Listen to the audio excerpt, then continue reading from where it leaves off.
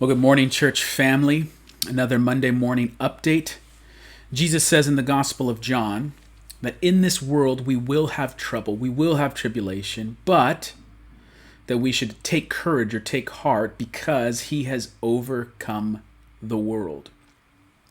And those words are probably more relevant and important for us than they've been in quite some time. I mean, we've just experienced as a people and a culture and a nation one thing after another. There's so much pain, suffering, and hurt going on, and it just gets repeat on social media and the news cycles. We go from one thing to another.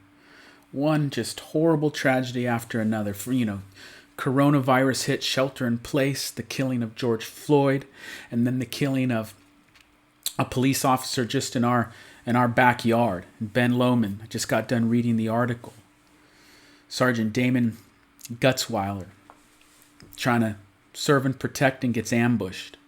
He leaves behind a 2-year-old boy and a wife who is 2 to 3 weeks away from giving birth. And these are just heavy, heavy things. And so it's like, man, we need a break, Lord. But now more than ever, the church needs to be prayed up. We need to be discerning. We need to be wise. We need to be modeling the ways of the Prince of Peace. The world may not know the ways of the Prince of Peace, but the church does. And we need to calm ourselves, and we need to be prayed up, asking the Lord for wisdom and discernment, and asking how God might lead us in modeling the way of the Prince of Peace. And so, take courage. Jesus has overcome the world. Additionally, we start a new sermon series this week. The Voice in the Whirlwind, Doubt, Suffering, and the Wisdom of Job. Reason why we're choosing this is because maybe more than anybody, Job models what it looks like to suffer well. When you look at people in the Bible and you look at people who lost a lot, who experienced a lot of suffering, Job has it all come down upon him. And in the book of Job, God and his wise counsel gives us wisdom on how to respond to suffering and doubt and hurt and pain. So we're going to be spending a few weeks looking at this wisdom literature and what it would be saying to us in our current cultural moment. Additionally, I talked a little bit about being a little bit more hopeful about plans to reopen. We're still waiting for county guidelines, some updated county guidelines on what the next phase is going to look like. I mentioned it in the sermon, but San Benito County for our Hollister campus and the Santa Clara County for our Gilroy campus, they're at different phases. So Hollister is ahead of us.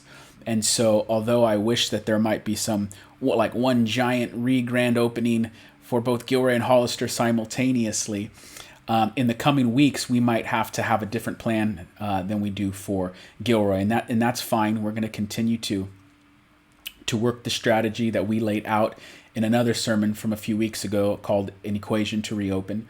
And hopefully we'll be gathering sooner than later. We can feel things are opening up. Like you can just tell there's a different life in the air. People are going out to eat. You see outside dining opened up, people smiling, having cheeseburgers. So there's a little bit different of an atmosphere, if you will. So we think we're getting really close. Be praying that things go well, that there's not an uptick, there's no spike, things go well so that we can be meeting together sooner than later. I also ask you to continue to pray for the leadership of the church, the pastoral team, everyone involved. There's a lot going on. And it's a lot of pain, a lot of hurt. You're not going to hear about it. It won't make news cycles, but in our body, there's a lot of hurt and a lot of pain, and people are struggling. So it's been an intense time, but God has been faithful.